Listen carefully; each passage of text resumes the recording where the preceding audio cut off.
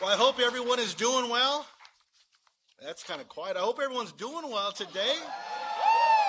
You can catch your breath. You can relax a little bit as we've all gathered today to welcome the President of the United States of America, Joe Biden, right?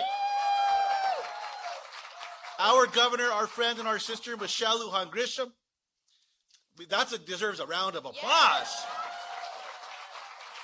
I also want to recognize our mayor of the city of Albuquerque, Mayor Tim Keller. Thanks for being with us, Tim, and for your leadership.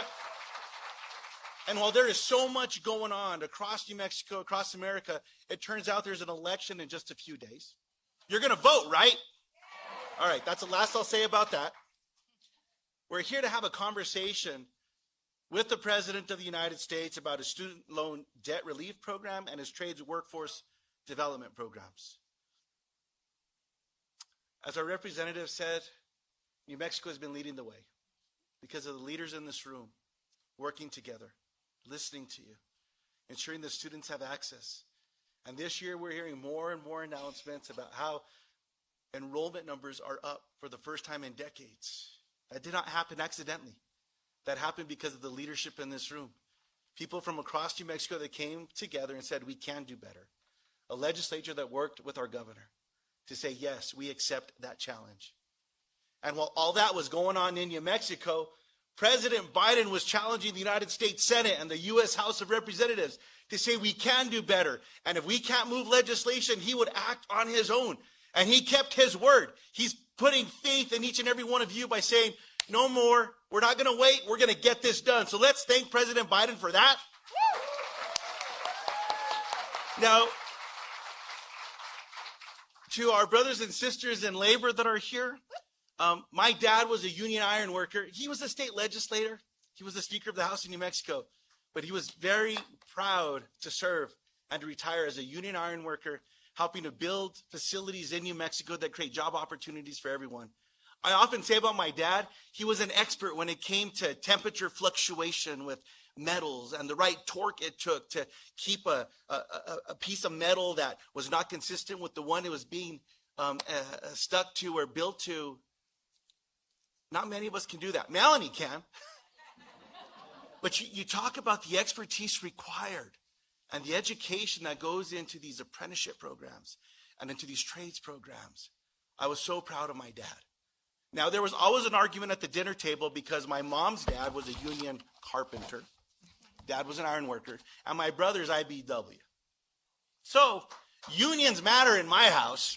Unions allowed me to become who I am and to help lead for New Mexicans. So I want to say thank you to all of our labor leaders, all of our friends in here, everyone taking trades programs, everyone moving the ball forward and making sure this is always going to stick. That's what President Biden is ensuring, that there's an opportunity everywhere. I was a non-traditional student. So to every one of you that has come out of school and you're further ahead than me because you've been able to get in school, you got those first 2 years, you're working on those next 2, you're going to work on an advanced degree. You're further ahead than I ever was. But for all of us that are non-traditional students, things work out okay too, as long as the opportunity exists. And that's why these programs matter for families, because they don't give up on anyone and they encourage all of us to come forward and to come back. So to each and every one of you, muchísimas gracias. Thank you for being here today. Thank you for fighting for our rights, especially in light of what the Supreme Court has done. There's so much resting in your hands, in our hands, to make sure we don't let others get mistreated. I want to say thank you for being an example, but for being here today to help welcome President Biden. And as last thing I'll say is, as Teresa shared, to say thank you to him. Because back in June, he came to New Mexico to ensure that families across counties in northern New Mexico would not be forgotten. And he made a commitment then that he would do everything he could to get them the support that they needed, and he kept his word. That's what we have in our governor and in our president. So everyone, thanks for being here, and thanks for having us.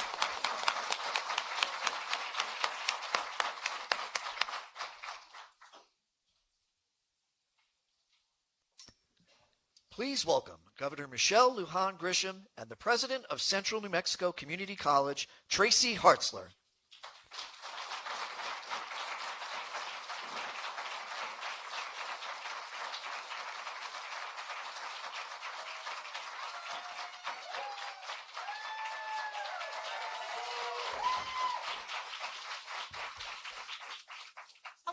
Hello, everybody, and welcome to Central New Mexico Community College.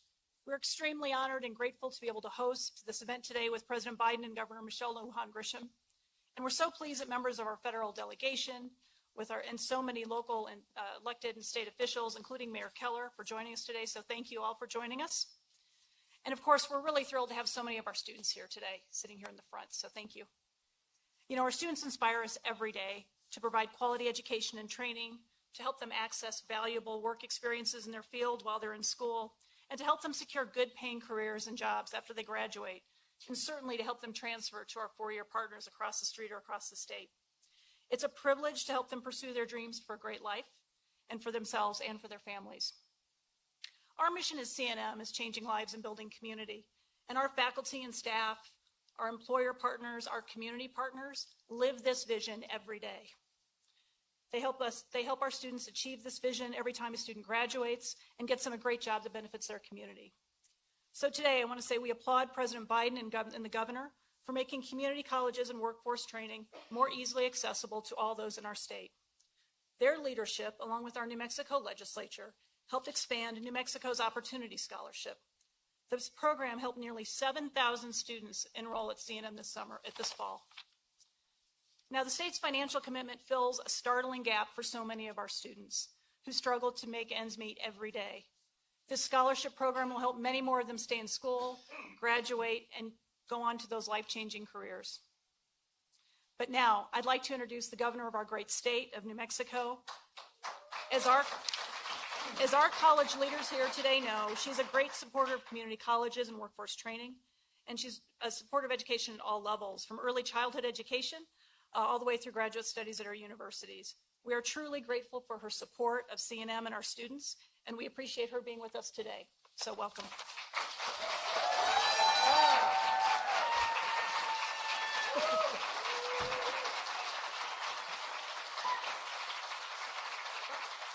What a nice warm welcome, and know that I feel the same way about you. And thank you, Madam President. She's amazing. This is a team sport, team effort, getting college and public education investments right. And I want to just sort of take us back to 2019. Brand new governor right here at Central New Mexico Community College in a room much like this one, with regents, community leaders, most importantly, students and their families, talking about what it would mean to make college free in New Mexico. And that is exactly what we announced right here. And in short order, that is exactly what we did. And now New Mexico is home to the most expansive free college program in the nation.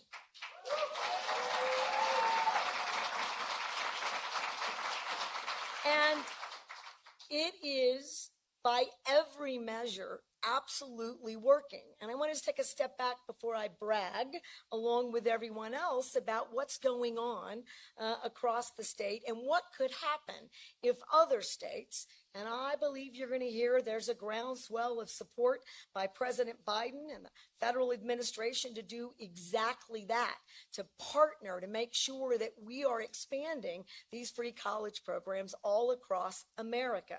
Because what we know is that education is the great equalizer, that with education comes opportunity, that in a state that for far too long has been so singularly focused on just lifting people out of generational poverty, which is still, right, we all aspire, every leader, every family, every effort is placed squarely there, because we know that until we get that right, addressing all the other issues that are important to society and important to families and important to our communities can't get addressed in the same way. We're clear about that right here. And I want to talk about that the investments that we got from the federal government allowed us to utilize our state resources in a very unique and powerful way. Now, when they were passing, right, ARPA, all of those reduction in cost for states acts, making sure that we were getting money for infrastructure, President Joe Biden and Vice President Harris made it clear to states that you could use any number of those investments to make sure that childcare and early childhood investments, right? So this strategy all the way to college, cradle to career, could take hold in your states. Now, I need to tell you that there are a lot of states in America that didn't do that. They didn't use any of those funds. And we had several chances to use those investments to do exactly that. Now, New Mexico, we didn't have to be told twice that that was money that would make a powerful difference. So today, we have the most expansive free childcare programs in America. We have universal early childhood or pre-K in New Mexico. We have the highest paid educators, K through 12, in the Southwest. All right? We lowered our vacancy rates in K through 12 with public educators by 34% in just this last 6 months. All right? We know this works. And how are we doing that? Let's go back to opportunity scholarships. That's how we're doing that. 9,000 of the more than 35,000 students are first-time students. So when folks ask me whether or not it's really working, whether or not we're encouraging families and first-time students to take hold of this aspect, I can tell you that the numbers are clear. Part-time, full-time, 2-year, 4-year, trades, every single discipline. And in fact, we've got opportunity scholarship folks here. You can give yourselves a round of applause. And we know that we're building not only a workforce, but we're building a new New Mexico that actually does exactly that. It builds, in fact, success and opportunity. Now, we couldn't have done that without the federal government support because we invested all that money into early childhood education. Now we're able to spend our state dollars on free college. But I want to highlight one more thing, and that is we can't saddle, which is part of the issue. You got to give people that lifeline to go to college. But you also have to recognize that when you give them the lifeline for the costs in higher education, they still have other responsibilities, right? They're raising their own families. They're paying for their cars, rent, houses, food. And in today's environment, that's increasingly challenging. Everything that we do that minimizes those issues or risks for families is 100 steps, not just one, in the right direction.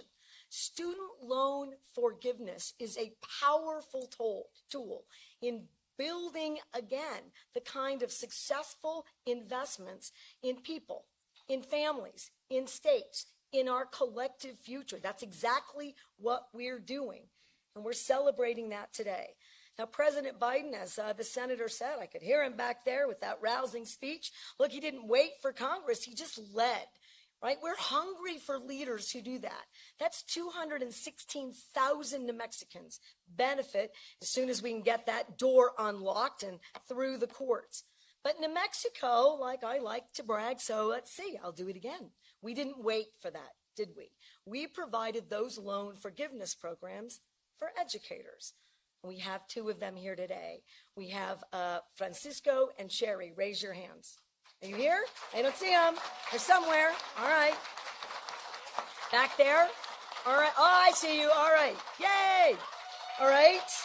And we did it for folks who are doing, right, their part to build our healthcare services in the future. Noah and Levi, are you here? There they are back there. Yay. Thank you. All right. So if you want to drive folks right into the areas and also build a better New Mexico, then you have to provide those tools and resources. Today is an incredible day where New Mexico again shines, where the collective work, where we are leveraging every resource and recognizing who benefits most. New Mexico again is on the national map. And I, too, am incredibly proud to have the federal government recognizing our collective successes. I thank you. I thank President Hartzler and every single other person in our incredible delegation and elected leaders for making this possible for every single New Mexican today. Thank you.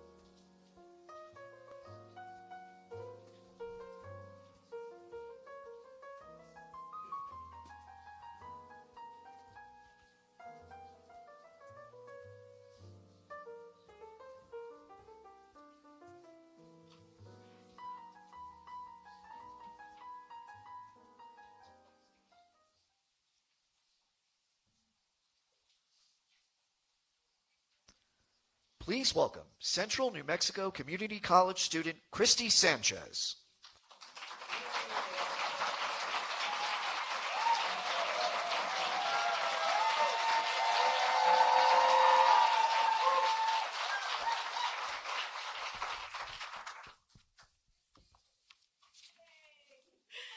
Good afternoon and welcome. Thank you to Mr. President for the visit to Albuquerque, New Mexico, of where I was born and raised. Let me introduce myself. My name is Christy Sanchez, and I'm a proud CNM graduate. I recently graduated in December of 2021 with my associates in integrated studies, as well as an associate's in business administration, along with a few business certificates. Graduating from college with a degree has been a goal of mine for quite some time, especially after my regret of dropping out of college while attending the University of New Mexico in 2006.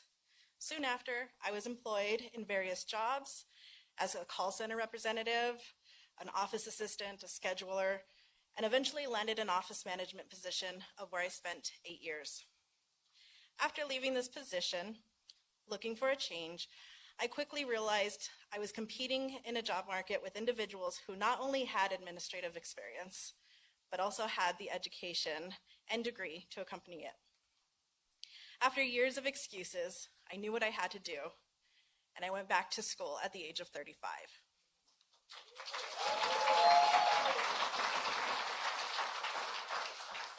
With the help of state and local scholarships, federal Pell Grants, and student loans, I am now a college graduate. I am currently attending the University of New Mexico again, and will be graduating in spring of 2023 with my bachelor's in instructional technology and training. With the federal student loan debt relief, I will be able to continue my education for my master's in computer information systems and business analytics. This is something I never imagined would be financially possible for me. Now I can continue my educational journey and continue to show my children that the possibilities and opportunities are endless when you have a little extra help. I appreciate the visit from President Biden. I also appreciate the support and assistance that you and your administration have worked so hard to make possible. I, along with thousands of other New Mexicans, are entirely grateful. It fills me with great honor to be able to introduce President Biden today.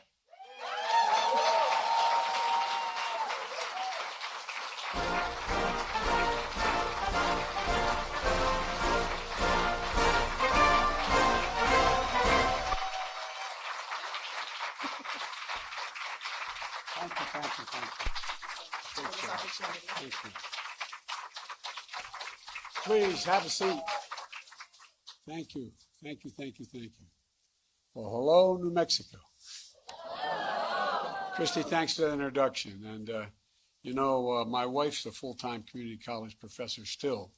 Teaching. And, matter of fact, she's teaching today.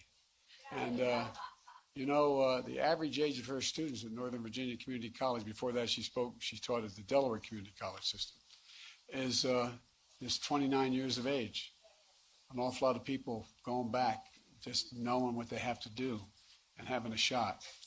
And I want to thank you, Madam President, for hosting us here at your college. It's very gracious of you. And by the way, in case you haven't noticed, you probably have, if not the best, one of the best governors in the United States of America.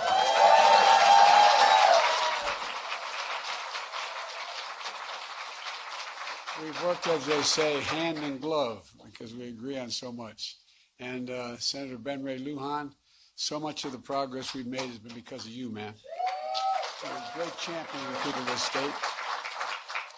And I want to say, Teresa, you're good. I tell you what, man, I could listen to you all day. Seriously, you're really, really, really good. And we're in your district, right? Or are we just? Okay, well, okay. Well, well, I want to tell you, the district we're in is pretty good too. I can tell you lack enthusiasm, Congresswoman, and it's really it's contagious. New Mexico's lucky to have you, for real. And the thing I really, well, I shouldn't go on. There's enthusiasm. It's one thing to be for something, another thing to be a champion of it. And Melanie, you're filling big shoes taking over for Secretary Holland, who rode down from Washington with me. She never lets me come to New Mexico unless she can oversee it. But she's doing an incredible job as our Secretary of the Interior, the first Native American to ever serve in the cabinet.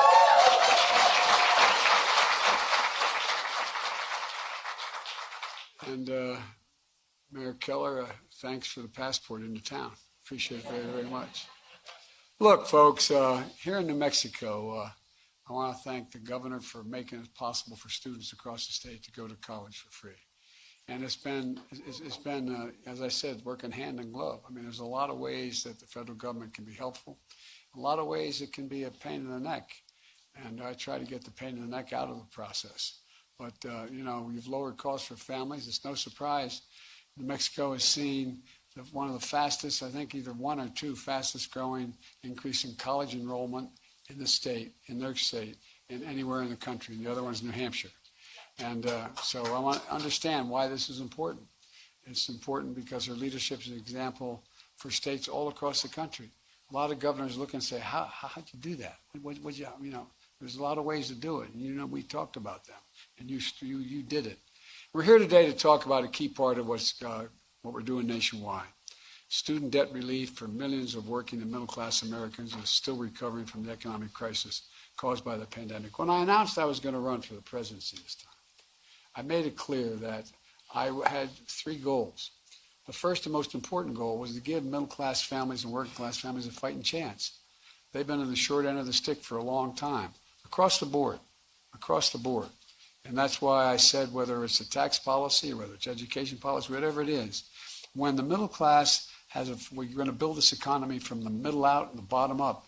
That way the folks who are in the bottom part of the scale have a shot, the middle class gets to grow, and the wealthy still do very well. There's never been a time when the middle class, working class are doing well, the wealthy haven't done very well. And the way I think about it is the way my dad talked about it, and the way so many of you at home talk about it around the kitchen table. How much are the monthly bills? At the end of the month, do you have enough to pay for those bills? And what's left over, if anything? Is there enough for just a little bit of breathing room, as my dad used to say? Just a little bit of breathing room. Folks in urban and suburban, rural and tribal communities across the country, our student loan program is designed to give just a little more breathing room, a little breathing room. My administration is working to provide up to $10,000 in student debt relief. and up to $20,000 if the person seeking the relief received a Pell Grant. Because to receive a Pell Grant, your family income had to be very low. And so you have to make under $125,000 now to get that relief. And for borrowers out of school, nearly 90% of that relief is going to go to people who have incomes under $75,000. And you know, it's a plan for people who took out federal loans before July of this year. And a few weeks ago, we launched a simple online application where you can apply for this debt relief. Folks, just go to studentaid.gov. Fill out your name, your social security number, your date of birth, and contact information. No forms to upload, no special login to remember. It's available in English and Spanish. It's on desktop and mobile. It takes less than 5 minutes to do it. And if you need additional information, we'll follow up with you. This is a game changer for so many people. We're hearing from people all over the country about how easy it is to apply. Close to 26 million Americans have already applied, already given us the information to consider, so that they consider life-changing for their families and for them. My commitment when I ran for president was, as I said, the government work to deliver for ordinary people. Simple application process keeps that commitment that way, just as I'm keeping my commitment to relieve student debt. And I want to state again who will benefit most: working people and middle-class folks. If you earn under $125,000 a year, you'll get up to $10,000 knocked off your student debt. If you earn under $125,000, you'll receive a Pell Grant, and you received a Pell Grant, you get another $10,000. That's $20,000 in relief. Over 200,000 people in New Mexico have student loans, and the average borrower in New Mexico owes just over $34,000. And my plan is going to make a real difference in lowering the monthly cost for families as well. Folks, in total, more than 40 million Americans stand to benefit from this relief. And not a dime of it will go to the top 5% incomes, period. Across America, nearly every Pell Grant recipient comes from a family making under 60 grand. 2/3 come from families making under $30,000 a year. In New Mexico, more than 150,000 borrowers receive Pell Grants to go to college. That's 150,000 New Mexicans who will get $20,000 of their loan wiped off immediately, plain, simple, and it matters. Folks, as I pointed out, my wife has been a community college professor for years, and she's still teaching. Matter of fact, she's teaching today before she goes off this evening to campaign for us. She's traveled across the country meeting students from every walk of life. She's worked, some of the students she meets work 2 or 3 jobs while going to school, putting dinner on the table, helping their kids with homework, staying up late to do their own homework. As Jill says, they only ask for one thing in return: the chance to work hard and build a good life for themselves and their families. Many of those students, just like the students here, have had to borrow money to cover the cost of tuition. Roughly 40% of community college students nationwide receive a Pell Grant. I'm here today to tell you this student loan relief plan is for them as they recover from the economic crisis the pandemic inflicted and pay for their education. It's for folks like Christy, who you just heard from earlier. She went back to school to get a better job, take care of her family, so she could compete in today's economy. She relied on the student loans and a Pell Grant, and she did it while starting a family. Under our plan, she'll have nearly all of her loan forgiven, and it really matters. By the end of this week, the Department of Education will have approved applications of 16 million Americans and sent the necessary paperwork to student loan servicers, and the last step before the 16 million Americans can have their loan discharged. That's 16 million people who will be hearing from the Department of Education that they've been approved and who should be seeing relief in the coming days. But it's temporarily on hold. Why? Well, because Republican members of the Congress and Republican governors are doing everything they can, including taking us to court to deny the relief, and even to their own constituents. And every lawyer tells me we've knocked 2 of them out of the way. There's only one thing left in the way, and that's going to happen. As soon as I announced my administration's plan for student debt, they started attacking it, even though I ran on it and everybody knew what I was going to do. Their outrage is just simply wrong. And I might add, I don't want to be too political here, but hypocritical. Fighting them in court, we're not letting them get away with it. I'm never going to apologize for helping working middle-class families as they recover from the economic crisis created by a pandemic. And I don't want...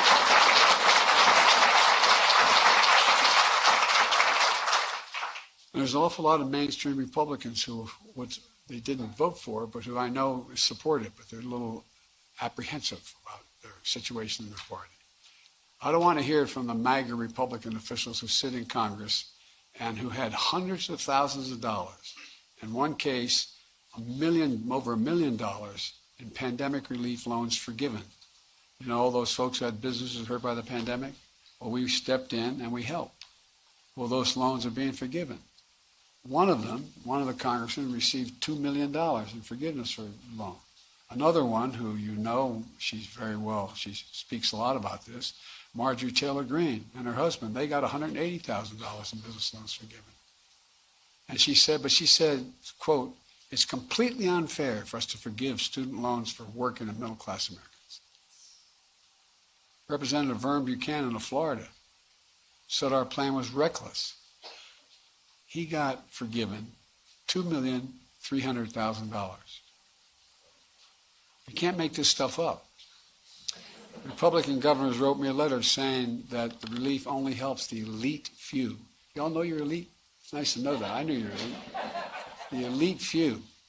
Ted Cruz, a senator from Texas, said you're a bunch of slackers. It says for slackers who don't deserve relief. Who in God's name do these guys think they are? And folks, despite what Republican officials say, we can afford the student loan program. It's because of our historic deficit reduction. If you can hold for a second here, you know, when I came to office, I received, and I got an enormous debt passed on to me. A $2 trillion tax cut, not a penny of which was paid for. And over 98% of it went to the top 1-2% of the public. And guess what? They raised the deficit. But guess what? Because of our historic, we had a very different plan, a very different reduction for all Republicans who voted against this. And they opposed the Inflation Reduction Act. Every single one voted against it, even though some I know were for it. Everyone voted for it, against it. And this year, under the leadership of the Democrats in Congress, and a little help from me, the deficit fell $1.4 trillion. Trillion. The largest one-year drop in the history of the United States of America. And we cut the federal deficit in half this year. We cut it in half. And this follows last year's historic drop in the deficit of $350 billion reduced last year. And we're going to further reduce the debt over the next decade by another $250 billion. And folks, that's not all. We're relieving student debt. We're also resuming student loan payments that are paused during the pandemic. But come January, folks whose debt isn't fully canceled because of the up to $20,000 they can receive are going to start paying their loans again. But guess what? That means billions of dollars a year are going to start coming back in the Treasury. But my administration has a planned economically responsible course to ensure the smooth transition to repayment and unnecessary defaults. And so we're focused on going after the fraudsters, who call borrowers and pretend they're from the government to help them with their loans. If you get any questionable calls, any of them, please tell us by going to reportfraud.ftc.gov. Look, folks, my message to fraudsters looking to cheat the American people: don't. We're going to get you. We'll hold you responsible. Look, but here's the other thing. My administration is taking additional steps to make education a ticket to the middle class and folks can actually afford. For example, we're fixing what was called, and it wasn't very well administered, the Public Service Loan Forgiveness Program. The idea was if you use your education to go to public service, you can over 10 years have it totally forgiven if you do. And if the program forgives students loans to encourage those students to go into public service, go into public school teachers, become police officers, work with local charities, members of the military, the National Guard. Since I've been in office, more than 250,000 teachers 235,000 to be precise. Nurses, police officers have been able to get over $14 billion in loan forgiveness because we're using them to encourage them to go into these works which we need. We're also proposing change in what's called income-driven repayment plans to make it simple and fair. No one with an undergraduate loan today or in the future, whether from a community college or a four-year college, will have to pay more than 5% of their discretionary income to repay their loan, no matter how long it takes. That's income after you pay for the necessities like housing, food, and the like. Only after that, 5% of disposable income. You're currently paying 10%. We're cutting that in half to 5%. And if you've still got loans left over after making your payments for 20 years, your debt will be completely wiped out. And I know that sounds strange for the students here, but a lot of people who are my generation and a little bit later also have debt still. My son, Beau Biden, who was the Attorney General of the state of Delaware, passed away after a year in Iraq living next to a burn pit of glioblastoma. He went to 2 universities. He went to the University of Pennsylvania and Syracuse Law School. He ended up with a debt because I had the dubious distinction of being listed as the poorest man in Congress. I shouldn't say this, but I'm going to tell you anyway. I got a call when I'd be away campaigning for somebody, I'd call my wife in the morning before she took off to school, see how things were, and I called her one morning. I was up in the state of Vermont campaigning for Pat Leahy, and I said, "Hi, honey, how are you?" She said, "Fine." Well, that's a good start. And she said, "Did you read today's paper?" True story. "Did you read today's paper?" Meaning the local Wilmington papers, Wilmington, Delaware. I said, "No, honey, I didn't see it." She said, "Headline, front page, top of the fold, Biden, poorest man in Congress. Is that true?" Well, I didn't think you were supposed to make money when you were in Congress. But at any rate, and I didn't feel poor. No, by the way, I got elected when I was 29. I had no income. I had little. I was just starting my law practice. But I had a good salary as a senator. I thought that was just fine. But at any rate, those who borrow the original balance of less than $12,000, like community college students, you're going to be done paying that in 10 years if you go into the position of making sure you're involved in public service. And these changes are going to save more than $1,000 a year on average. It's a game changer. Let me close with this message to young people about this nation. I've always believed your generation, the 18 to 30-year generation, represents the best educated, most talented, least prejudiced, most generous generation in American history. And I really mean that. It is. That's why I'm so optimistic about the future. And that today we face an inflection point. One of those moments that only come around every few generations, where there's so much change happening technologically, politically, environmentally, that the decades and the decisions we make now are going to affect the future for a decade or more to come. It's going to set the course. I know your generation may feel like it's an added burden on top of what you've already been through. I'm not saying you have to shoulder the burden alone. The task at hand, though, and the task ahead is the work for all of us. What I am saying is you represent the best of us, the very best of us. And your generation is not going to be ignored. You will not be shunned. You will not be silenced. Just look at what happens when you speak out. 2 years ago, perhaps many of you voted for your first election or volunteered in your first election. You understood the choice and the stakes. Because you expressed your right to vote and elected me president and Kamala vice president, the highest ranking woman ever to be elected in history. Since then, with your help and the help of the Democratic members of Congress here in New Mexico, we've delivered enormous progress for the nation. People are still hurting with inflation. With the most significant gun safety law in nearly 30 years. We're going to, and by the way, I told the Gov, I got assault weapons banned once in Congress. We're going to do it again.